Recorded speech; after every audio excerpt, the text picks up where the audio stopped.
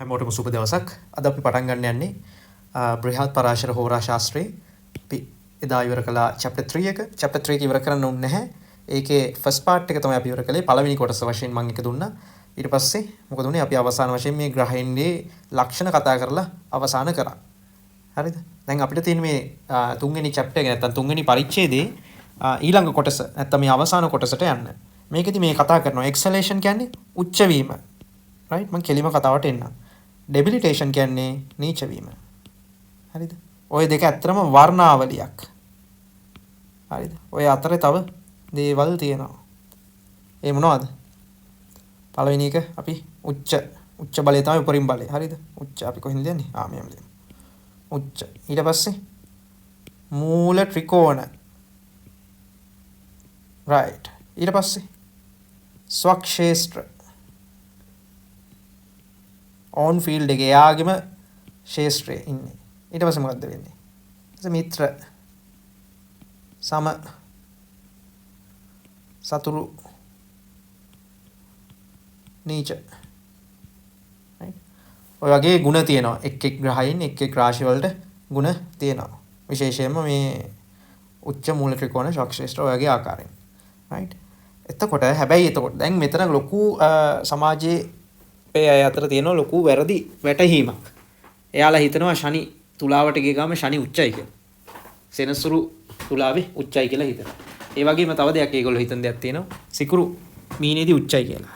නමුත් මම දැන් මේ දේ පැහැදිලිව ඔයගොල්ලන්ට කියලා දෙන්න යන්නේ. For the 7 grahas. ග්‍රහයන් 7 දිනාට අපි දන්නවා. මොකද්ද? රවි, චන්ද්‍ර, කුජ, බුධ, ගුරු, සිකුරු, ශනි. ඔයගොල්ලෝනේ. හරිද? දැන් බලන්න මේගොල්ලෝ කියන දේ. සූර්යයා the exhalation rashis are respectively දැන් මේ සූර්යාගේ සිට හරිද? සූර්යාට මොකද්ද වෙන්නේ? මේෂය. රවි උච්ච වෙන්නේ මේෂය. ඊට පස්සේ චන්ද්‍රයා වෘෂභේ. වෘෂභ රාශිය. කුජ මොකේද? මකරේ. බුධ කන්‍යාවේ. ගුරු කටකේ. සිකුරු මීන. ශනි තුලාවේ. හැබැයි ඒගොල්ලන්ගේ deepest exhalation degrees මේගොල්ලෝ උච්චත්වයේ උපරිමයටපත් වෙන්නේ. මෙන්න මේ කියන අංශකවලදී. රවි නම් මේෂයේ අංශක 10දී. හරිද? චන්ද්‍රයා නම් වෘෂභයේ අංශක 3දී. හරිද? ඊට පස්සේ කුජ නම් මකරයේ අංශක 28. බුධ නම් කන්‍යාවේ අංශක 15. කටකේ ගුරු නම් කටකේ අංශක 5. ඊට පස්සේ සිකුරු මීනේ අංශක 27. ඊට පස්සේ ශනි නම් තුලාවේ අංශක 20. මේ ග්‍රහයන්ගේ සත්‍ය වශයෙන්ම උච්චත්වයේ තියුණුතම නැත්නම් හිණි පෙත්තට පැමිණෙන්නේ මෙන්න මේ අංශකවලදී. මෙයා තමයි පීක් එක. right? හරි. ඒ වගේම the same degrees of deep exhalation apply to deep fall. මේ අංශකවලදීම තමයි නීච වෙන්නේ. උදාහරණයක් වශයෙන් අපි දන්නවා තව එකකින් ලියුවොත් රවි නීච වෙන්නේ කොයිද? තුලාවේ. මේක ඉතින් මොඩම් මතක තියාගන්න වෙනවා කියන්නේ හරිම ලේසි. අපිට මේ ග්‍රහයක නීච වෙන රාශිය හොයාගන්න පුළුවන්. දැන් හිතන්නොත් අපි රවිට හොයන්න ඕනේ. රවිගේ නීච වෙන රාශිය. නීච කියන්නේ යාගේ බලය අඩුයි කියන එක. right? උච්ච කියන්නේ බලය වැඩි කියන එක. මම මේ නැවතත් ආයෙ කළේ. රවි නීච වෙන දැන් අපි රවිගේ නීච වෙන රාශිය හොයන්නම් අපි මොකද කරන්න ඕනේ? රවි උච්ච වෙන රාශියේ සිට 7ක් ගන්න ඕනේ. මොකද උච්ච වෙන රාශිය? මේෂ. මේෂ 1. හරිද? වෘෂභ, මිථුන, කටක, සිංහ, කන්‍යා, තුලා. අපි දන්න ඕනේ මේෂෙන් පටන් ගන්න ඕනේ. මෙතනින් 1 කියලා ගන්න ඕනේ. 1 2 3 4 5 6 7. එහෙනම් රවි නීච වෙන්නේ තුලාවේ. ඒකෙත් නීචෙත් උපරිම නීචයටපත් වෙන්නේ තුලාවේ අංශක 10දී. දැන් චන්ද්‍රයා නීච වෙන්නේ වෘශ්චිකයේ ඔය වගේ. ඔයගලන්ට දැන් වගේ 7ක් ගන්න පුළුවන්. කුජ නීච වෙන්නේ කටකේ. බුධ නීච වෙන්නේ මීනේ. ගුරු නීච වෙන්නේ මකරේ. එතකොට පස්වෙනි අංශකේ. සිකුරු නීච වෙනවා කන්‍යාවේ. ශනි නීච වෙනවා මේෂේ. දැන් තේරුණානේ සම්බන්ධය. මෙතන මේ අංශක පිළිබඳව ගන්න දැන් කෙනෙක්ගේ කේන්ද්‍ර පත්‍රයක් ඔයගොල්ලෝ බලද්දි ඇත්තට මේ ග්‍රහය ඇත්තටම කොච්චර උච්ච බලයේ කොච්චරද කියලා හරියටම ගණනය කරන්න නම් අපි මේ අංශක අනිවාර්යෙන් සලකන්න ඕනේ. දැන් ගොඩක් අය කියනවා මේ අංශක ගැන කතා කළේ නැහැනේ මේ ආදි කාලේ ඍෂිවරු ඇයි මේ අංශක ගැන කතා කරන්නේ? දැන් තේරෙනවා නේද? මේක ඇවිල්ලා ක්‍රිස්තු පූර්ව ගණන් වල ලිවිච්ච කෘතියක්. ක්‍රිස්තු පූර්ව 1500ත් 500ත් අතර වගේ තමයි කාලය නිර්ණය කරලා තියෙන්නේ. එතකොට ඔයගලන්ට තේරෙනවා ගණිතය පිළිබඳව ඉමහත් දැනීමක් තිබිලා තියෙනවා පෙරදිග. right. හරි. ඊළඟ එක. දැන් ඔන්න අපි උච්ච කතන්දරේ කතා කළා. දැන් අපි මේ උච්ච කතාව අවසන්. දැන් අපිට ඊළඟට තව අලුත් එක්කෙනෙක් එනවා. මොකද්ද? මූල ත්‍රිකෝණ කියලා කතන්දරයක්. එයයි මේ ශක්ෂේත්‍රයි. අපි නීචත් කතා කළා. හරි? නීචත් කතා කළා. දැන් අපිට මෙන්න මේ ටික කතා කරන්න තියෙනවා. මොනවද තියෙන්නේ? නීච එක හරි, උච්ච හරි කතා කරන්න තියෙන්නේ මූල ත්‍රිකෝණයි, ශක්ෂේත්‍රයි මේ මිත්‍ර සම සතුරු ඔය කතන්දරේ කොහොමද ගන්නෙ කියලා. අපි යන් ඒකට. මේ හරිම ලොජිකල් නේ. හරි. දැන් මෙතනත් අපි හැමදෙස්සෙම මේ ග්‍රහය පටන් ගන්න අපි මං කිව්වේ අර රවි චන්ද්‍ර කුජ බුධ ගුරු සිකුරු ශනි ඒ ඕඩර් එක තමයි. ඒ ඕඩර් එක මතක තියාගන්න කියලා ඒකයි මං කිව්වේ ඒක වැදගත්කම. right. එතකොට සිංහේ අපි දැන් මුලින්ම අපි ආයෙ ලියාගමු අපේ සුපුරුදු ග්‍රහයෝ ටික. කවුද? රවි චන්ද්‍ර කුජ බුධ ගුරු සිකුරු ශනි. රවි මොකද වෙන්නේ? රවි සිංහේ පළවෙනි අංශක 20. රවි සිංහේ පළවෙනි අංශක 20 මූල ත්‍රිකෝණයිලු. එහෙනම් රවි මූලම අපි ලියන ලියගමු මූල ත්‍රිකෝණ වෙන ප්‍රමාණය. පළවෙනි අංශක 20 ඇතුළේ. හරිනේ.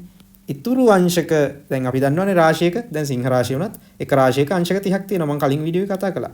ওই වගේ 30 ඒවා රාශි 12ක් තියෙනවා. ඒකෙන් ඔය අංශක 360 සෝඩියක් එක හැදෙනව නැත්තම් මොකක්ද ඒක? තාරකා වලය හැදෙනවා. සම්පූර්ණ වරේ. right. ඒතර ශක්ෂේත්‍ර වෙන්නේ අවසාන අංශක 10යි. right. While the rest is his own භාව. own භාව කියන්නේ own කියන්නේ ස්ව තමන්ගේ ස්ව භාවය ශේත්‍රය ස්වක්ෂේත්‍ර ෆීල්ඩ් එක තමන්ගේ ස්ථානේ. right. ඊට පස්සේ ඒගොල්ලෝ කියනවා after 3 degrees of exhalation portion in වෘෂභ. දැන් මේ වෘෂභ රාශියේ මම කියවනේ අංශක 3ේදී තමයි උපරිම උච්චත්වයට පත් වෙන්නේ චන්ද්‍රය. අපි කලින් කතා කළා.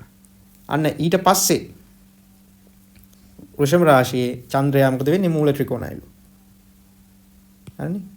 පළමු අංශක 3න් පසු පළමු අංශක 3න් පසු අපි ඒක මෙහෙම ලියගමු. මූල ත්‍රිකෝණය එන්නේ 3න් පසු. ඒක right. මේක අපිට ලියගමු ඊට කඩ සීමිත හින්දා. හරිද? හරි. ඊට පස්සේ ඔන්න අපි චන්ද්‍රය ගැන කතා කළා. චන්ද්‍රය මූල ත්‍රිකෝණය එන්නේ කොහෙද කියලා. ඒ වගේම චන්ද්‍රයා ශක්ෂේත්‍ර වෙන රාශිය අපි ඊළඟට පස්සේ කතා කරමු. ඊට පස්සේ ඔන්න රවි චන්ද්‍ර හරි. කුජ has the first 12 degrees in Mesh as මූල ත්‍රිකෝණ. මුල් අංශක කීයද? මුල් අංශක 12 මේෂේ. right. මොකද වෙන්නේ? එයා මූල ත්‍රිකෝණයිලු. කුජ. මුල් අංශක 12. ඉතුරු ටික මේෂේ ඉතුරු ටික මොකද වෙන්නේ? ඉතුරු අංශක කීයක් තියෙනවද? මුල් අංශක 12 ඉතුරු ඒවා සෙසු 18. එයා ස්වක්ෂේත්‍රයි. හරි. තේරෙනවද මම මේ පොඩි වගුවක් වගේ ගහගෙන යන්නේ? ඊට පස්සේ අපි බුධට මොකද වෙන්නේ? බුධ කන්‍යාවේ the first 15 degrees are exhalation zone. හරිද? පළවෙනි අංශක 15 උච්චයි. අපි කිව්වා මේ උපරිම උච්චත්වයටපත් වෙන්නේ 15. එතකොට බිඳුවේ සිට 15 දක්වාම එයා උච්චයි. right. ඊට පස්සේ ඒගොල්ලෝ කියනවා මොකද්ද? the next 5 degrees මූල ත්‍රිකෝණයි. ඒ කියන්නේ කීයද? අංශක 15 ඉඳන් අංශක 20 දක්වා කන්‍යාවේ. බුධ මූල ත්‍රිකෝණයි. ඊට පස්සේ මොකද කියන්නේ? අන්තිම අංශක 10. එයාගේ ඕන් භාවය නැත්නම් ශක්ෂේත්‍රයි. අවසාන අංශක 10. අපි කොහොමද කියන්නේ? අවසාන. ඔන්න ලියාගන්න. ඔයගොල්ලෝ මේකේ පොඩි වගුවක් හදාගන්න. මේකත් එක්ක ඔයගොල්ලෝ නෝට් එකක් හදා ගන්නවා නම් ගොඩක් හොඳයි. හරිනේ. ඊට පස්සේ තියෙනවා. දැන් අපි ග්‍රහය 4 දෙනෙක් ගැන කතා කළා. ඒ වගේම මම අපි ඊළඟට යන්නේ කවුද? ගුරුට. එහෙනම් ගුරුට කියන්නේ මොකද? first 1/3 පළවෙනි 3න් 1 ධනු රාශිය. ඉතින් ධනු රාශියට අංශක 30ක් තියෙනවා. 3න් 1ක් කියන්නේ අංශක 10ක්. මේක තේරෙනවනේ සරල ගණිතේ. මුල් අංශක 10. අපි දැන් මේ මූල ත්‍රිකෝණ එකයි ස්වක්ෂේත්‍ර කියන්නේ බලන්න. එතකොට මුල් 10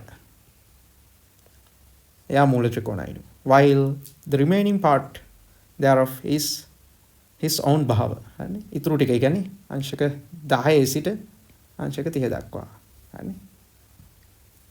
හරි. ඊට පස්සේ අපි යනවා සිකුරුට. සිකුරු තුලාව හරියටම දෙකකට බෙදෙනවා. නේ? Divides තුලා into two halves. Keeping the first as මූල ත්‍රිකෝණ. එතකොට සිකුරු පළවෙනි අංශක 15 මූල ත්‍රිකෝණයි අවසාන අංශක 15 කියන්නේ 15 ඉඳන් 30 දක්වා ස්වක්ෂේත්‍රයි. හරිද? ඊට පස්සේ අපිට මොකක්ද තියෙන්නේ? ශනි. ශනිගේ තියෙන්නේ same in Kumbha as Surya has in Simha. මෙතන ඔයගලන්ට පේන්නේ නැති වෙයි. මම මේක මෙක්කොත් ඔයගලන්ට පේනවා. ඒ කියන්නේ ශනි කුම්භ රාශිය බෙදන්නේ සූර්යයා මේෂ රාශිය බෙදපු ආකාරයටම කියලා තමයි කියන්නේ. ඒතකොට මම ආයෙ මෙතන මූල ත්‍රිකෝණයි ස්වක්ෂේත්‍රයි කියලා දානවා. කොහොමද සූර්යයා මූල ත්‍රිකෝණ උනේ? පළවෙනි අංශක 20 මූල ත්‍රිකෝණ. එහෙනම් ශනිත් මොකද වෙන්නේ? පළවෙනි අංශක 20 මූල ත්‍රිකෝණයි. කුම්භේ. right? ඊට පස්සේ ඉතුරු අංශක 10 නැත්නම් අපි අංශක 20 ඉඳන් අංශක 30 දක්වා කියලා ගත්තොත් එයා ස්වක්ෂේත්‍රයි. මම හිතනවා දැන් පැහැදිලි කියලා. එතකොට අපි බලමු පැහැදිලි පාටකින් ඔයගලන්ට පෙන්නන්න ටිකක්. මේක ඇවිල්ලා ධනු රාශිය. ධනු රාශියට සාපේක්ෂව. මේක සිකුරු ඇවිල්ලා අපි කතා කළේ මොකක්ද? තුලාව. ශනි ගැන අපි කතා කළේ කුම්භේ. right? ඊට පස්සේ බුධ කන්‍යාව ගැන කන්‍යා රාශිය තමයි බෙදුවේ. කුජෝ බෙදුවේ මේෂ. චන්ද්‍රයාව අපි වෘෂභයට දැම්මා. හරිද? ඊට පස්සේ රවිට අපි රවි මොකද්ද උනේ? සිංහේ. මෙතන අපිට එක්කෙනෙක් බලන්න මග හැරුණා. චන්ද්‍රයා ස්වක්ෂේත්‍ර වෙන්නේ කොහෙද? චන්ද්‍රයා කටක රාශියේ අංශක 30 පුරාවටම ස්වක්ෂේත්‍ර වෙනවා. හරිද? ඒකත් එක්කම ගුරු ග්‍රහයා මොකද වෙන්නේ? මීන රාශියේ ස්වක්ෂේත්‍ර වෙනවා. ඊට පස්සේ ශනි මොකද රාශිය ඇවිල්ලා? මකරේ ස්වක්ෂේත්‍ර වෙනවා. ඔය අපි දැනගන්න ඕනේ තවත් අතුරු කාරණා ටිකක්. තව බුධ මිථුන රාශියේ ස්වක්ෂේත්‍ර වෙනවා. හරිද? ඔන්න ඔය අමතර කාරණා ටික අපිට රාශි කීයක් ඉගෙන ගන්න ඕනද? තව අමතරයි. කටක් ගැන ඉගෙන ගන්න උනා. මිථුන ගැන ඉගෙන ගන්න උනා. මකර ඉගෙන ගන්න උනා. ඊට පස්සේ මීනය ගැන ඉගෙන ගන්න උනා. මේක වග්වක් ගහගන්න හරිම පහසුයි. උච්ච වෙන රාශිය, මූල ත්‍රිකෝණ වෙන රාශිය, ස්වක්ෂේත්‍ර වෙන රාශිය සහ මේ අංශක සමග මම නැවතත් කියනවා. හරි. අපි යන් ඊළඟට. ඊට පස්සේ මේ natural relationships කෙනෙක් අපි කියනවා මේකට නයිසර්ගික නැත්නම් අපිට කියන්න පුළුවන් ඒගොල්ලන්ගේ ස්වභාවික සම්බන්ධතා. මේ ග්‍රහයන් අතර තියෙන සම්බන්ධතා. හරිද? Note the rashis which are the 2nd, 4th, 5th, 8th, 9th and 12th from the මූල ත්‍රිකෝණ of a graha. හරි. අපි මේක උදාහරණයකින් බැලුවොත් තමයි ඔයගලන්ට වඩා හොඳට තේරෙන්නේ. ඒකින්ද අපි කෙලින්ම උදාහරණයකට යනවා. අපි ගමුකෝ රවිව. රවි මේගොල්ලෝ කියන්නේ මේක රවි ග්‍රහය උදාහරණයකට ගත්තොත් රවි ග්‍රහය මූල ත්‍රිකෝණ වෙන්නේ කොහෙටද? සිංහයට. සිංහේත් මුල් අංශක 20. right? හරි. එතකොට සිංහේ රවි මූල ත්‍රිකෝණ වෙනවා. right? අපි ඒතකොට එතන සිංහේ විතරක් සැලකුවම ඇති අර අංශක ගන්න අපි සලකන්න ඕනේ. මෙතන අපි මොකද සරලව හොයාගන්න ක්‍රමයක් තමයි තියෙන්නේ. මේ කටපාඩම් නොකර හොයාගන්න ක්‍රමයක්. හරිද? එතකොට අපි මේ ඊළඟ දේ තමයි මේ රාශි අනුපිළිවෙල. දැන් රාශි වලට ඇත්තටම රාශි ගැන අපි කතා කරන්නේ 4th chapter එකේ නැත්නම් ඊළඟ පරිච්ඡේදය තමයි. රාශි අනුපිළිවෙල ගත්තොත් පටන් ගන්න මෙහෙම මේ 12 මතක තියාගන්න ඕනේ. අර මම රවි චන්ද්‍ර කුජ බුධ ගුරු ශුක්‍ර ශනි කිව්වා වගේ මේෂ වෘෂභ මිථුන කටක සිංහ කන්‍යා තුලා වෘශ්චික ධනු මකර කුම්භ මීන right ඔය 12 ඔය අනුපිළිවෙලින් මතක තියාගන්න ඕනේ. හරිද? දැන් බලමු මේක සරල වශයෙන් අපි පටන් ගමුකෝ මේ සිංහ රාශියේ උදාහරණයකට අරගෙන. හරිද? සිංහ රාශියේ මූල ත්‍රිකෝණ වෙන්නේ රවි. දැන් මම මේ පළවෙනි වතාවට ඔයගලන්ට මේ කේන්දර කොටුවක් ගැන කියලා දෙනවා. හරිද? මොකද මේක නැතුව මෙතනින් ඉස්සරහට යන්න අමාරුයි මේ පොත ඔයගලන්ට කියලා දෙන්නත්. හරිද? මතක තියාගන්න මම මේක බලන්න මොකද්ද කරලා තියෙන්නේ කියලා. මේ ඇවිල්ලා එක එක houses නැත්තම් භාවයන් මේ පළවෙනි භාවය. අපි මේක වාමාවර්තව ගයින්නේ. මේක ඇවිල්ලා South Indian ක්‍රමයට මේ charts අඳින එක එක ක්‍රම තියෙනවා. North Indian ක්‍රමයේ තියෙනවා, South Indian ක්‍රමයේ තියෙනවා. ඊට පස්සේ භාව කේන්ද්‍ර මගින් අඳින විද්‍යාත්මක භාව කේන්ද්‍ර තියෙනවා. වඩා නිවැරදි ක්‍රමය. හරිද? අපි දැන්ට මෙහෙම යන්න. හරිද? 1 2 මේ හැමදෙස්සෙම වාමාවර්තයව තමයි ගයින්නේ. මම කියන්නේ මේ මෙන්න මේ chart જાති හොඳේ. එක chart එකක් තියෙනවා අනිත් පැත්තට ගයින් එකක්. මම ඒක කතා කරන්නේ අපිට ඇත්තටම එක වර්ගයක් ඉගෙන ගත්තාම හොඳටම ඇති. 7 8 9 10 11 12 මේකට අපි කියනවා දල කේන්ද්‍රය කියලා. දල කියන්නේ ඇත්තටම මේක දල කේන්ද්‍රයක්. හරිද? නැත්නම් අපි තව වචනයක් කියනවා රාශි කේන්ද්‍රය කියලා. හරිද? හරි. දැන් බලන්න මෙතන අපි මොකද කරන්නේ කියලා. අපි මේ පළවෙනි කොටුව මෙයා සිංහ කියලා අපි හිතා ගන්න ඕනේ. මොකද ඒගොල්ලෝ කියන්නේ සිංහේ ඉඳන් නැත්තම් අපි ගත්තේ රවිනේ.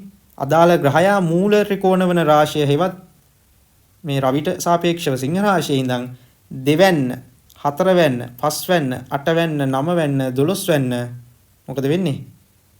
ඒවා පාලනය කරන ග්‍රහයෝ ඒ අදාළ ග්‍රහයාගේ මිත්‍රයෝලු. right. එතකොට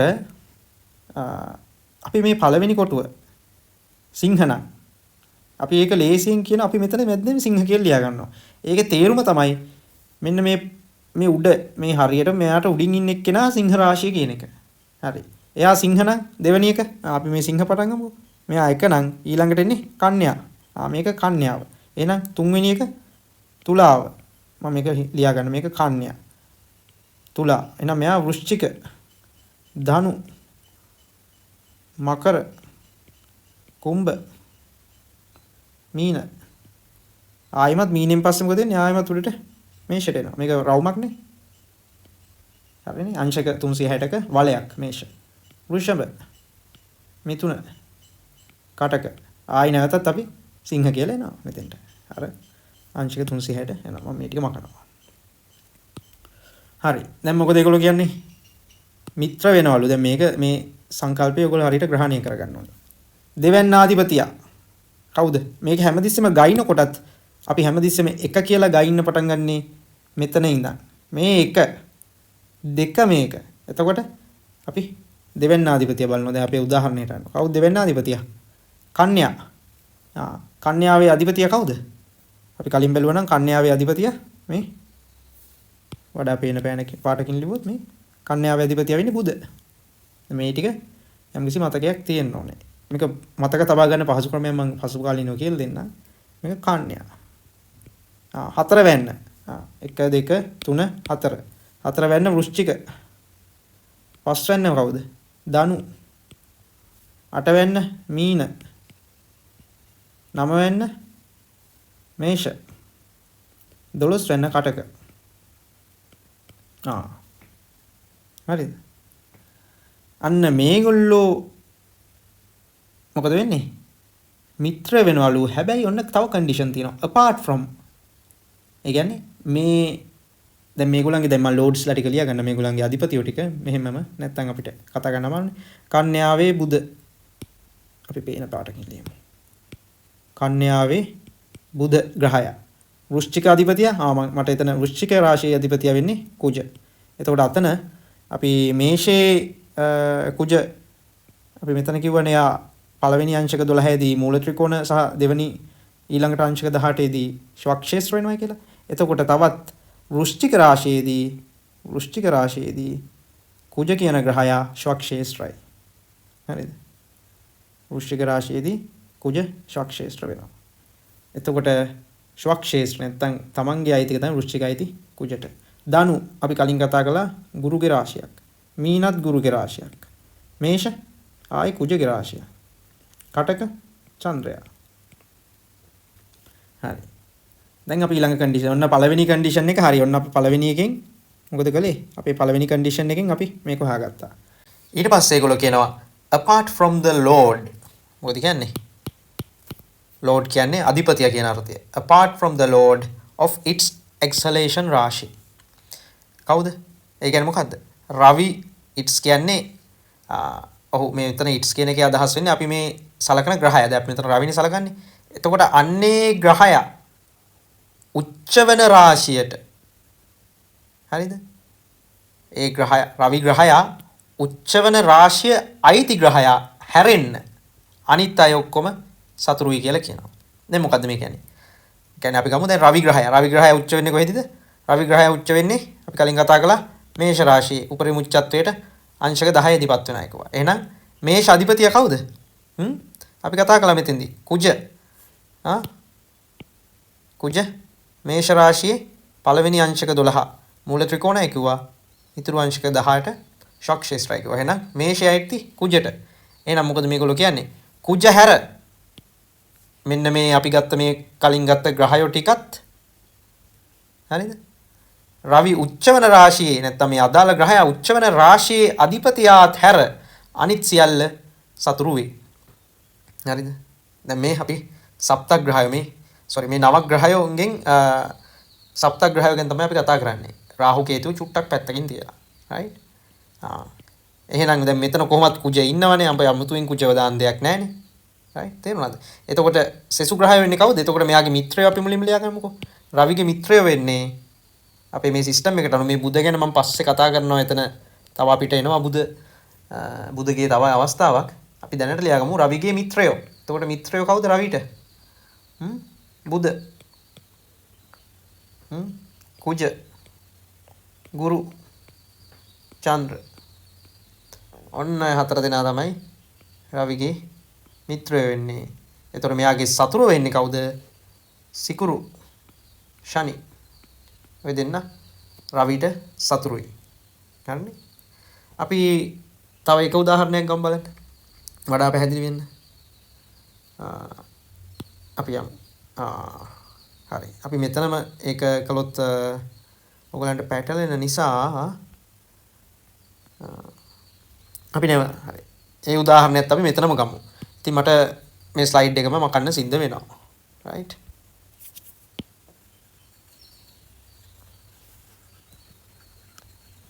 අපි ආයෙ මුලින් ඉඳන් යන්. එතකොට තව උදාහරණයක් ගත්තාම ඔයගලන්ගේ ඔළුවට මේ සංකල්පය හොඳට යයි. ආයි මම මේ කතන්දරේම මුලින් ඉඳන් කියලා දෙනවා. කෙනෙක්ට අනවශ්‍ය නම් මේ ටික ස්කිප් කරන්න පුළුවන්. right? හරි. අපි ගමු. අපි රවි ගත්තා. ඊට පස්සේ අපි චන්ද්‍රය ගමුකෝ. චන්ද්‍රය.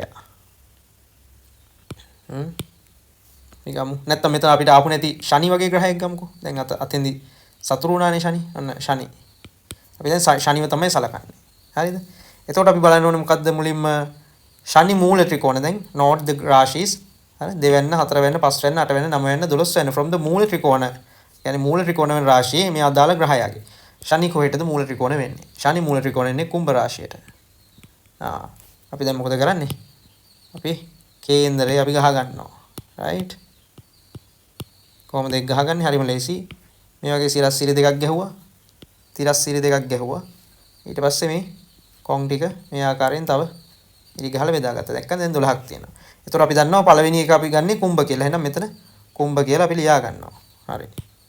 ඕඩර් එක දන්නවනේ. ඕඩර් එක දන්නේ නැතිවට ඔන්න මම ආයි ලියනවා. මුලින්ම මේෂ, වෘෂභ, මිථුන, කටක, සිංහ, කන්‍යා, තුලා, වෘශ්චික, ධනු, මකර, කුම්භ, මෙතන ලියන්නේ මීන. right? මෙහෙම තමයි මේ වලය යන්නේ. right? හරි. අපි බලමු කුම්භ. කුම්භ මෙතන අපිට තව එකක් අමතක වුණානේ මීන. කුම්භ මීන මේෂ. right. හරි. එතකොට පළවෙනි යන්න කුම්භ එහෙනම් 2. මීන 3 හරිනේ. මීන ඊට පස්සේ අපි ආයෙ එනවා මේෂ. 3 මේෂ. 4 වෘෂභ. මිථුන. කටක. සිංහ. කන්‍යා. තුලා. වෘශ්චික 10 වෙන්න 11 ධනු. මකර. එක්කනේ ආයෙමත් කුම්භයට එනවා. හරි. දැන් අපි මූල ධර්මයට යනවා. මොකක්ද කියන්නේ? දැන් අපි මේ ශනි ග්‍රහයට සාපේක්ෂව බලන්නේ. ශනිගේ මිතුරන්. දෙවැන්න අධිපතිය. දෙවැන්න මොකද්ද? මීනේ. යන්නේ පේනවනේ මම මෙතන ආයි මීනේ කියලා යන්නේ. මීන අධිපති ගුරු. 4 වෙන්න. වෘෂභ. වෘෂභ අධිපතිය සිකුරු. 5 වෙන්න. 5 වෙන්න අධිපතිය කවුද? මිතුන බුධ. 8 වෙන්න. 8 වෙන්න මොකද්ද? කන්‍යාව. නැවතත් බුධ. 9 වෙන්න. තුලාව. තුලා අධිපති සිකුරු. 12 වෙන්න. මකරේ. මකර අධිපතිය සෙනසුරුම තමයි. ඒ වගේම කුම්භ රාශියේ දැන් අපි කියන්නේ apart. දැන් මොකද්ද මේ කියන්නේ? දැන් ග්‍රහස්. ඊට පස්සේ දැන් මේ ශනි උච්ච වෙන්නේ තුලාවේනේ. හරිනේ? ශනි උච්ච වෙන්නේ තුලාවේ. එතකොට ඒ ග්‍රහයත් යාළුවෙක්. ඒ ග්‍රහය කවුද? ශනි උච්ච වෙන්නේ තුලාවේ. තුලාධිපතිය සිකුරු. එතකොට අපි ගත්තොත් සෙනසුරුගේ යාළුවෝ ටික කියලා අපි ගත්තොත් මොකද වෙන්නේ? කවුද? ගුරු ඉන්නවා. සිකුරු ඉන්නවා. බුධ ඉන්නවා. හරිනේ? ගුරුයි සිකුරුයි බුධයි මේ සිකුරු ආයිමත් මෙතන සෙනසුරු ඉතින් යාමනේ. right? එතකොට ගුරු සිකුරු බුධ තමයි සෙනසුරුගේ මිත්‍රෝ විදිහට මේ සංකල්පයෙන් අපි ගන්නෙ. හරි. මේ කියන්නේ ඊළඟ සංකල්පය තමයි මේ ටෙම්පරරි නැත්තම් తాවකාලික සබඳතා ගැන. හරිද? අපි කලින් කතා කළේ නැචරල් නැත්තම් ස්වභාවික සබඳතා. ඇසුරින් අපි කොහොමද ග්‍රහයන් දෙන්නෙක් අතර තියෙන මිත්‍රත්වය ගන්න කියලා. ඒ කියන්නේ ඒ දෙන්න අතර තියෙන සම්බන්ධතාවය. ඒ දෙන්න මිතුරුද සතුරුද කියලා. හරිද? ඊට මේ තමයි ටෙම්පරරි රිලේෂන්ෂිප්ස් කියන්නේ. එතකොට මේකෙදී අපි සලකන්න ඕනේ භාවය. රාශි නෙමෙයි භාවය. ඔන්නෝක වැදගත් කාරණයක්. ඔක මතක තියාගන්න. ඒතකොට මේක හරියටම ගන්න කරන්න භාව කේන්ද්‍රයක් ගන්න ඕනේ. right? මේක රාශි නෙමෙයි. The graha positioned in 2nd, 3rd, 4th, 10th, 11th or 12th. ඒ කියන්නේ දෙවැන්න, තුන්වැන්න, හතරවැන්න, 10වැන්න, 11වැන්න සහ 12වැන්න from another becomes a mutual friend. හරිද? නැත්තම් ඒගොල්ලෝ සතුරුයි කියලා කියන්නේ. නැත්තම් එහෙම නොවේ නම් ඒගොල්ලෝ සතුරුයි. එතකොට මේක ඇප්ලයි වෙන්නේ මේක ඇත්තටම මේ කෙනාකින් කෙනාට වෙනස් වෙනවා. දැන් අරකේ නැචරල්නේ ස්වභාවිකයිනේ. මේකෙදි අපි ඒක අපිට උදාහරණ කේන්ද්‍රයක් ඇසුරින් තමයි මේ බලන්න වෙන්නේ. අපි දැන් ගමු ඒකට උදාහරණ කේන්ද්‍රයක්. අපි ගමු මේ කටක ලග්නේ මේ කේන්දරය. හරිද? අපි මෙතන මැද්දෙන් ලියන්නේ ලග්නේ තමයි. ඒකෙන් අදහස් වෙන්නේ මේ පළවෙනි කොටුව කටක කියන එක. එතනින් එහාට වාමාර්ථව අපිට කටක මෙහා සිංහ, කන්‍යා, තුලා ඔහොම දාගෙන යන්න පුළුවන්. right? හරි. කටක ලග්නේ. අපි ගමු මෙතන ගුරු ඉන්නවා. right? දෙවැන්නේ කවුරුත් නැහැ. තුන්වෙන්නේ කවුරුත් නැහැ. හතරවෙන්නේ චන්ද්‍රයා. හරිද? පස්වෙන්නේ කේතු. නවයේ හයවෙන්නේ කවුරුත් නැහැ. හතෙත් නැහැ. අටේ ඉන්නවා කුජ. නවවෙන්නේ ග්‍රහයක් නැහැ. අපි හිතමු මේක තමයි භාවයේ වශයෙන් කියලා. sorry මෙතන 9 වෙන්න 10 වෙන්න 11 වෙන්නේ අපි ගමු ඉන්නවා රාහු බුධ සිකුරු රවි ශනි ඉන්නවා 12 වෙන්නේ. එතකොට මොකද කියන්නේ? දැන් අපි මෙතන සලකමු අපි කවුද අපි සලකන්නේ? අපි කලින් කතා කළේ අපි ශනි කතා කළානේ මෙතන උදාහරණයේදී. හරිද? අපි ඒකින්ද ශනිගෙන් යමු. අපි ශනි ගමු. ශනිගේ සිට ඔන්න දෙවැන්න කවුද? මෙතන 1 කියලා සැලකුවොත් මෙයා 2. හරිද? මෙයා 3 4 5 6 7 8 9 10 11 12. මේකට අනුව මොකද වෙන්නේ? ශනිගෙන් දෙවැන්නේ ඉන්නේ කවුද? ගුරු. දෙවැන්නේ ගුරු. තුන්වෙනි කවුරුත් නැහැ. හතරවෙනි කවුරුත් නැහැ. ඊට පස්සේ 10 වෙනි. ශනිගෙන් 10 වෙනි කවුද ඉන්නේ? ඉන්නවද කවුරුක්වත්? ඒත් නැහැ. 11 වෙනි. ශනිගෙන් 11 කියන්නේ මෙතනනේ. එතනත් කවුරුත් නැහැ. 12 වෙනි ඉන්නවා රාහු, බුධ, සිකුරු, රවි. එතකොට මේ తాවකාලික නැත්නම් අපි ටෙම්පරරි රිලේෂන්ෂිප් එකක් ගත්තාම ශනිට මෙන්න මේ ඔක්කොම මිතුරු වෙනවා මේ ටෙම්පරරි. හරිද? දැන් අපි මේ උදාහරණ හදාගෙන මේ ඉදිරියට අරන් යනවා. දැන් අපි ශනිගෙන් කතා කරන්නේ. රයිට්? හරි. දැන් ඊට පස්සේ අපි කියනවා මේ කම්පවුන්ඩ් රිලේෂන්ෂිප්.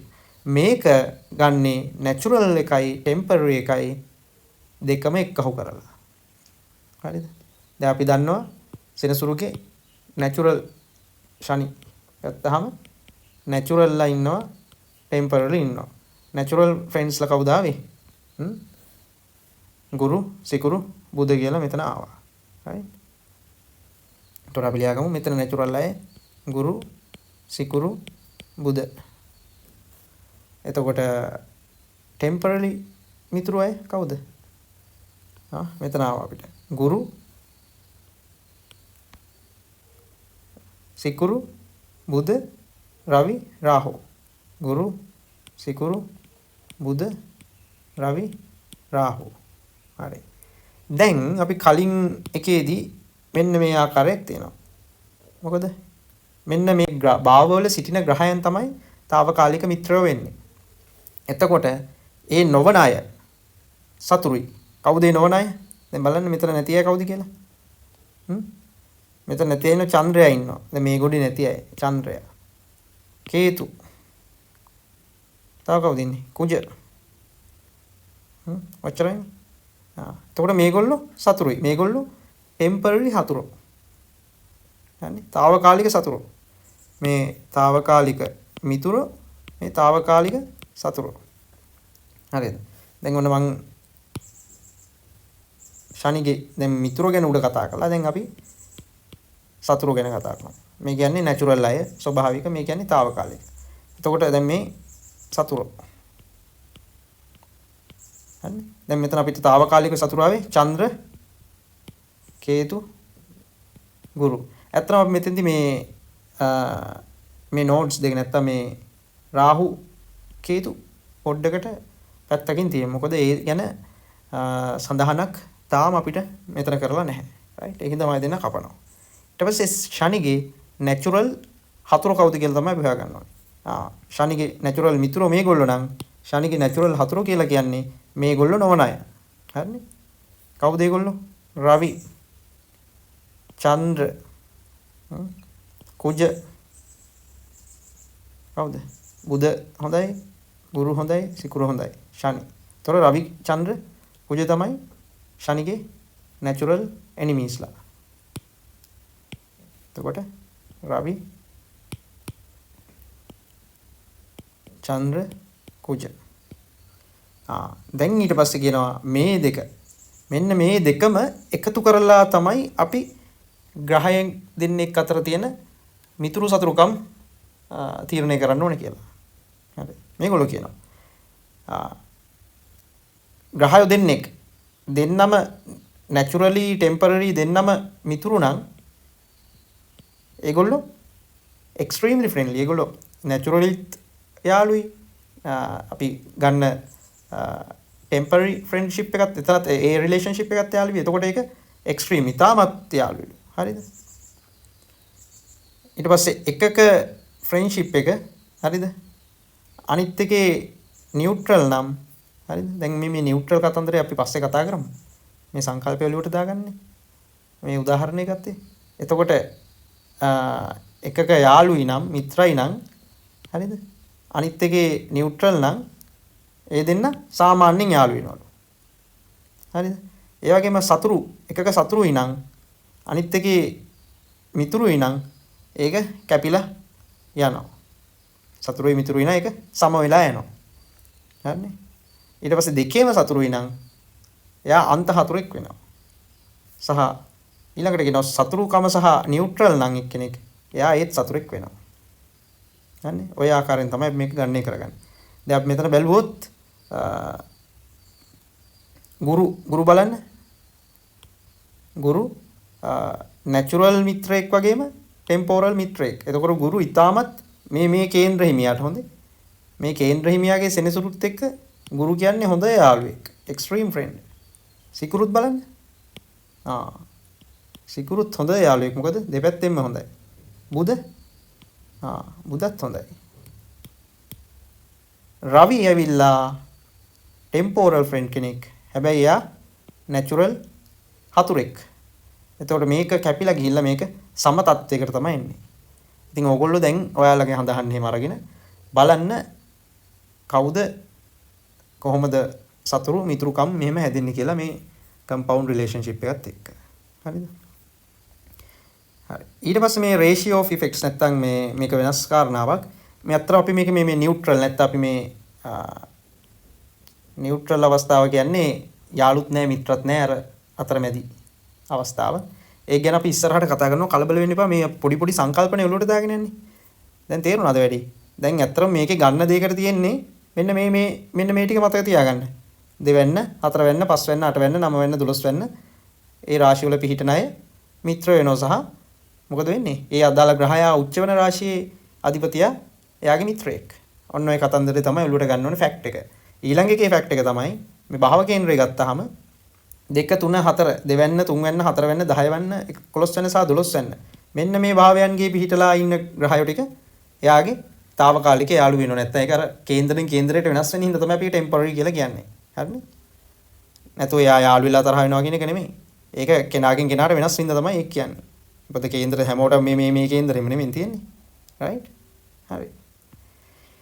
හරි. දැන් අපි ඒකෙන් අපි ඒ දෙක එකතු කරලා කොහොමද උත්තරයක් ගන්න කතා කළා. හැබැයි මෙතන මේ නියුට්‍රැලිටි නැත්නම් ඒ පිළිබඳව අපිට තවම සඳහනක් නැහැ. ඒක ඉවසන්න. එතකම් මේ සංකල්ප දෙක ඔලුවට දාගන්න. ඊට පස්සේ රේෂියෝ ඔෆ් ඉෆෙක්ට්ස් කියනවා. a grah in exhalation. exhalation කියන්නේ උච්ච තත්වයේදී එයා සම්පූර්ණ good effects සුබ ඵල දෙනවලු. හරිද? මූල ත්‍රිකෝණ උනහම හරිද? අර සුබ ඵල වලින් 4න් එකක් අඩු වෙනවලු. ඒ කියන්නේ දැන් මෙතන එකක් නැත්නම් අපි සරලව අපි නිකන් තේරුම් ගන්න ලේසියට කිව්වොත් 4න් 4ක් කියලා. හරිද? එහෙනම් මූල ත්‍රිකෝණයකදී 4න් එකක් අඩු වෙනවා. එතකොට කියද 3 කාලක බලයක්. නැත්නම් මෙතන 100% අපි ප්‍රතිශතයේ විදිහ ගත්තොත් මෙතන 175ක බලයක් තමයි තියෙන්නේ. හරිද? මේ රාශි බල අනුව හොඳේ රාශි බල මතක තියාගන්න. ඊට පස්සේ it is half beneficial in its own භාව කියන්නේ own භාව කියන්නේ ශ්වක්ෂේත්‍ර. ග්‍රහයක ශ්වක්ෂේත්‍ර නම් බලය භාගයයි. නැත්නම් 150ක බලයක් තමයි තියෙන්නේ. ඊට පස්සේ මිත්‍ර රාශියක නම් ඉන්නේ. දැන් අපි මේ මිත්‍ර රාශිය ගැන තාම කතා කරලේ නැහැ. ඒක සෝඩියක් එකට තව ඉස්සරහට තමයි කතා කරන්නේ. අපි ග්‍රහයන් අතර සම්බන්ධතාවන කතා කරේ. අපි අතරම අතර මිත්‍ර කියලා කතා කළේ ග්‍රහය දෙදෙනෙක් අතර තියෙන සම්බන්ධතාව. අපි තාම රාශි කතා කරලේ නැහැ. රාශි ඊළඟ පාඩමේ තියෙන්නේ. ඊළඟ chapter එකේදී. හරිද? ඊට පස්සේ මිත්‍ර රාශියක ඉන්නවා නම් ඒක ඉදිරියේ තියෙන එකක්. හරිද? මොකද වෙන්නේ? 4න් එකක බලයක් තමයි 125ක් තමයි බලය තියෙන්නේ. දැන් උදාහරණයක් වශයෙන් ගුරු කියන ග්‍රහයා මේෂ රාශියට මිත්‍රයි කියලා අපි කියනවා. එතකොට ගුරුගේ බලය 125යි. right? ඊට පස්සේ කියනවා සතුරු රාශියක නම් ඉන්නේ. මොකද කියන්නේ? සතුරු නෙමෙයි සම equals කියන්නේ සමනේ. අපි ඊළඟ අවස්ථාව සමනේ කිව්වේ. සම එකක නම් ඉන්නේ 8න් එකයි. ඒ කියන්නේ 112.5ක බලයක් තමයි තියෙන්නේ. හරිද? Good effects are nil in debilitation or enemies camp. සතුරු හෝ නීච නම් මේගොල්ලන්ගේ තියෙන බලය ඇත්ත නිකන් බිඳුවක් වගේම තමයි නිකන් ගන්න. ඒ කියන්නේ බලයේ තරම් අඩුයි කියලා තමයි කියන්නේ. හරිද? මේ සංකල්පයේ තොලුවට ගන්න එක තමයි ratio of effects කියන්නේ. ඊට පස්සේ මෙතන අමතර කාරණා ටිකක් තියෙනවා. මේවා පලාපල කතනයේදී ලංකාවේ ජ්‍යොතිෂ විද්‍යාව නම් භාවිතා කරන්නෙම නැහැ. දැන් අපි කතා කරපු සප්තග්‍රහයෝ ඔයි රාහු කේතු දෙන්නයි ගත්තාම 9ක් ආවනේ. ඊට අමතරව තව ඉන්නවා අහසේ නොපෙනෙන උපග්‍රහයෝ. මේ උපග්‍රහයෝ ගන්නේ කොහොමද? මේ සූර්යයා add 4 රාශිස්. දැන් මේ උපග්‍රහයෝ ගන්න හැටි කියලා දෙනවා. හරිද? ඒක මේ සූර්යාගේ පිහිටීමට අනුව සූර්යාගේ දේශාංශය අනුව තමයි ඒක ගණනය කරන්නේ. හරිද? ඒකෙදි අපිට පුළුවන් ගන්න මේ ඩූම් කියලා කෙනෙක් ඉන්නවා. ඒක උපග්‍රහයක්. හරිද? එයාගෙන් රාශි 12ක් අඩු කරාම මේක ඇත්තටම ගණනය කිරීමක් තියෙන්නේ. මම ඒකට යන්නේ නැහැ. මේ හරිම ලේසි. මේ සූර්යයා සිටින අංශකයට අපි හිතමු සූර්යයා ඉන්නේ මේෂ රාශියේ අංශක 10 කියලා. හරිද? ඒකට රාශි 4ක් එකතු කරන්න ඕනේ. එතකොට රාශි 4ක් එකතු කරාම මොකද වෙන්නේ? මේෂ, වෘෂභ, මිථුන, කටක. හරිනේ? රාශි 4කුයි අංශක 13කුත් කලා 20කුත් එකතු කරනවා. එතකොට කටකේ අංශක 10ට එකතු වෙන්න ඕනේ. තව අංශක 13කුයි කලා 20කුයි. ඒ කියන්නේ අංශක 23යි කලා 20ෙදී හරිද? ඉන්නවලු ඩූම්. හරිද? මෙයා අසුබයි. හරිද? යන්නේ. ඊට පස්සේ ඩූම්ගෙන් මේ ඩූම් හොයාගත්තට පස්සේ එයාගෙන් රාශි 12ක් අඩු කරන්න ඕනලු. රාශි 12ක් ආපස්සට අඩු කරාම මොකද වෙන්නේ? ව්‍යාපත් කියලා කෙනෙක් ඉන්නවලු. එයාත් අසුබයි. ඊට පස්සේ add 6 රාශිස් to ව්‍යාපත්. ව්‍යාපත් හිතන්නකෝ අපි නිකන් උදාහරණයක් වශයෙන් ගමුකෝ ව්‍යාපත් ඉන්නේ මේෂ කියලා. ව්‍යාපත් කෙනෙක් කෙනා මේෂ රාශිගත වෙන්නේ කියලා. එතකොට එයාගෙන් 6 වෙනි රාශියනේ මේෂ, වෘෂභ, මිථුන, කටක, සිංහ, කන්‍යා. එතකොට අපි ව්‍යාපත් ඉන්නේ මේෂ නම් මොකද වෙන්නේ? ඒකට 6ක් එකතු කරාම 6 රාශිස් එකතු කරාම එනවා පරිවේශ කියලා. එයා අතිශයින්ම inauspicious. අතිශයින්ම අසුබයි. හරිද? ඊට පස්සේ අපි කියනවා මේ එන පරිවේශකයෙන් 12ක් අඩු කරාම රාශි 12ක් අඩු කරාම ආපස්සට ගියාම එනවලු කවුද? චාප් නැත්තම් චාප කියන කෙනා. එයාත් අසුබයි. මේ ඔක්කොම උපග්‍රහ ටික අසුබයි. හරිනේ? ඊට පස්සේ මේ චාප හොයාගත්තට පස්සේ එයාට අංශක 16කුයි කලා 40ක එකතු කරාම හම් වෙනවලු උපකේතු. උපකේතු කියන කෙනා. එයා මොකද වෙන්නේ? එයා හැම සෑමීටම මැලෆික් නැත්තම් අසුබෙක්. හරිද? හරිනේ. ඊට පස්සේ නැවත ඔය උපකේතු කියන කෙනාට රාශියක් එකතු කරගමුම අර අපි කලින් කතා කළ සූර්යයාගේ මුල් පිහිටුමට එනවලු. මේක මේ වටයක් ගහලා ආයි අතෙන්ට එනවා. මේක ගණිතමය කාරණයක්.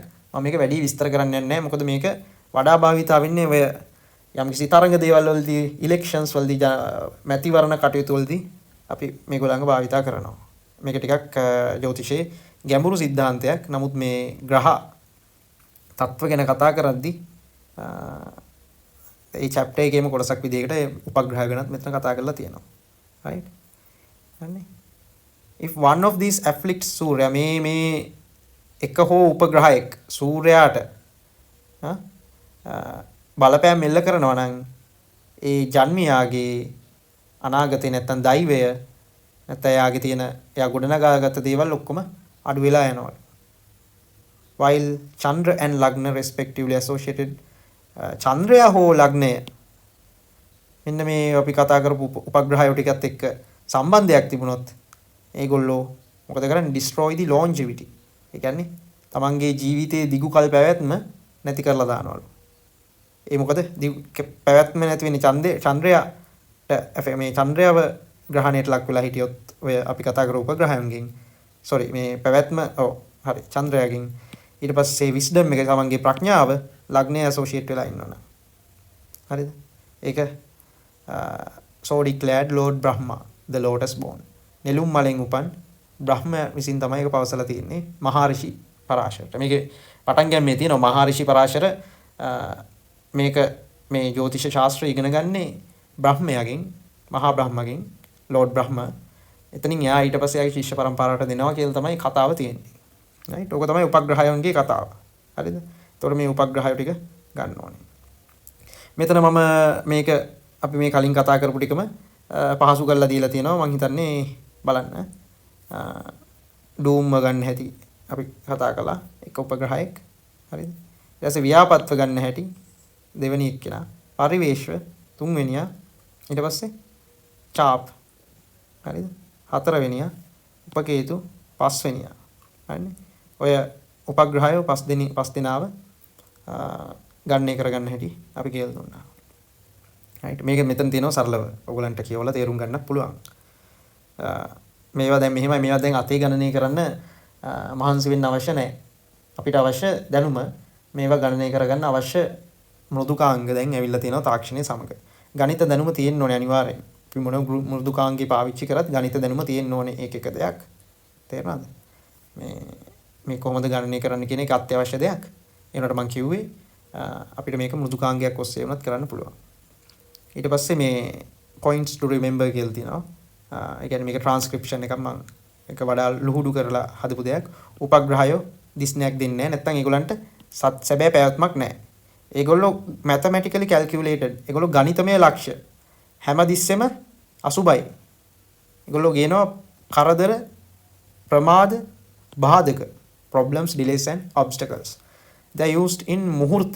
මම කිව්වේ electional අපි දැන් සුබ මුහුර්තයක් බලද්දි හරිද? වෙලාවක් බලද්දි අපි නැකතක් බලනවා කියලා සිංහල භාවිතයේ තියෙනවා. ඒනට ඇත්තටම නැකතක් කියන්නේ වෙලාවක් නෙමෙයි. නැකතක් කියන්නේ මොකද්ද? නැකතක් කියන්නේ තරු පොකුරක්. මේ සෝඩියක් එක තරු අරල්ලේ තරු පොකුරු 27ක් තියෙනවා. ඔය නැකත් 27. හරිද? ඕක තමයි නැකත කියන්නේ. මේ අපි බලන අර හොඳ වෙලාවක් කියන එකේ ඇත්ත තේරුම තමයි මුහුර්තය කියන එක. සුබ මුහුර්තය. right? අතුරු කතාවක්. To determine inauspicious. මේගොල්ලන්ගෙන් අපිට බලන්න පුළුවන් අසුබ කාලයන් ගණනය කරගන්න පුළුවන්. To avoid මගහරවා ගන්න misfortunes. අතර මේ උපග්‍රහය ගැන කතා කරන්නවත් නැහැ. මම දැකලවත් නැහැ කතා කරනවා. මේ ඉතාමත් අඩුවෙන් තමයි කතා කරන්නේ ජ්‍යොතිෂ වේදීන් විසින්. මේක ඇත්තරම ඒ වුණාට අනිවාර්යෙන් සැලකිය යුතු කාරණයක්. හරිද? ඒගොල්ලන්ගේ පිහිටුම වෙනස් වෙනවා දවසින් දවස සූර්යාගේ පිහිටුම අනුව. එතකොට අපි දන්නවා අපි මේ උපග්‍රහය 5 දෙනාගේ පිහිටීම අපි ගන්න එකලේ සූර්යාගේ සූර්යාගේ ස්පුටයට අනුව නැත්නම් සූර්යා ඉන්න අංශකය අනුව. right? This method helps astrologers identify hidden negative influences. මේකෙන් අර සැඟවිච්ච දැන් හඳහනක අපිට කෙලින්ම දැන් දැක්කහම පේනවා මේ හඳහන ඉතාමත් හොඳයි ඉතා බලවත් කියලා. ඒ වුණාට සැඟවුණු negative influences සැඟවුණු hidden කියන්නේ සැඟවුණු ඍණාත්මක බලපෑම් right අපේ හඳහනක තියෙන සැඟවුණු ඍණාත්මක බලපෑම් හොයාගන්න මේක ඉතාමත් පහසු වෙනවා දැන් අපිට. හරි මම හිතනවා එතන තේරුණා කියලා. ඊට පස්සේ මේ ගුලික් කියලා ගුලික් මන්දි කියලා කාලවේද කියලා ඉන්නවා right. මෙතන විශේෂයෙන්ම මේකත් මේ ග්‍රහයන්ට සම්බන්ධ හින්දා තියෙන්නේ. මේ කොටසත් ටිකක් අර මම කලින් උපග්‍රහය වගේ අර මම ග්‍රහය ගැන කතා කරා වගේ ලේසි නැහැ. උපග්‍රහය ටිකත් ඔයාලට තේරුණා නුගලන් තේරුණා ටිකක් ගණිතමය සම්බන්ධයෙන් සහ ඒක මම වැඩිපුර විස්තර කරන්න ගියේ නැහැ. ඒක පිළිබඳව එහෙමයි ඉන්නවා. එහෙමයි ගණනය කරගන්නේ මෙහෙමයි කියලා දැනගෙන ඉන්න. අපි ඒවා ඇඩ්වාන්ස් නැත්නම් ටිකක් ඉහළ තලයේ පලාපල කීමේදී තමයි ඒවා භාවිතා කරන්නේ. දැන් මේ ගුලික් කියන එක කෙනත් මෙහෙමයි. The portions of සූර්යාගේ කොටස් up to Shani denotes the periods of Gulik and others. හරිද? මේක ඇත්තරම මම මේක මෙතෙන්දී පැහැදිලි කරනවට වඩා හොඳයි අපි මේක මේ ගුලික් සහ මේ මන්දි කියන ග්‍රහයන් ගැන අපි පස්සේ කතා කරමු. ඊට පස්සේ මේගොල්ලන්ගේ ගණනය කරන ආකාරය තමයි මේ තියෙන්නේ right. මේ ස්ලයිඩ් එකත් ඔයගොල්ලෝ හිමීට කියව ගන්න. ඊට පස්සේ මේ කාල වේලාස් මේගොල්ලොත් ගැනත් මම මෙතෙන්දී කතා කරන්න යන්නේ නැහැ. මොකද මෙතෙන්දී මේක ගැන කතා කරන්න ගියොත් ඔයාලට ඒ ප්‍රමාණය වැඩි වෙනවා. මොකද අපි මේ මූලික දැනුමක් ලබා ගන්න. ඒකින්ද මේක අපි නැවත රිවිව් කරන එක. මීට දැන් මේ බිගිනර් ලෙවල් එකනේ. ඉන්ටර්මීඩියට් ලෙවල් එක අපි ඊට පස්සේ ඇඩ්වාන්ස් ලෙවල් එකට යනකොට අපි මෙන්න මේ උපග්‍රහය ගැන අනිවාර්යෙන් මම මේ උපග්‍රහය ගැන සහ මේ අනිකුත් මේ ගුලික් සහ කාල වේලාස් ගැන මම කතා කරනවා. right. right හරි. එතකොට උතනින් අවසන් වෙනවා අපේ මේ ග්‍රහය සම්බන්ධයෙන් කතා කරපු කොටස. අපි මුලින්ම ක්‍රියේෂන් කතා කරා. ඒ කියන්නේ විශ්වයේ ඇතිවීම කතා කළා. ක්‍රියේෂන්. ඊට පස්සේ මොකද කළේ? ග්‍රේට් ඉන්කාර්නේෂන්ස් කතා කළා. කොහොමද මේ ග්‍රහය ඇති වුනේ කියලා. සහ ඒ ග්‍රහයන්ගෙන් බිහිවුණු විවිධ අවතාර ගැන කතා කළා. ඊට පස්සේ ග්‍රහයන් ගැන ඉතා සවිස්තරාත්මක විස්තරයක් කතා කළා. ඊළඟට අපිත් තියෙන්නේ රාශි ගැන කතා කරන්න. zodiac රාශිස්. මේක අපි ඊළඟ chapter එක විදිහට කරනවා. බොහොම ස්තුතියි.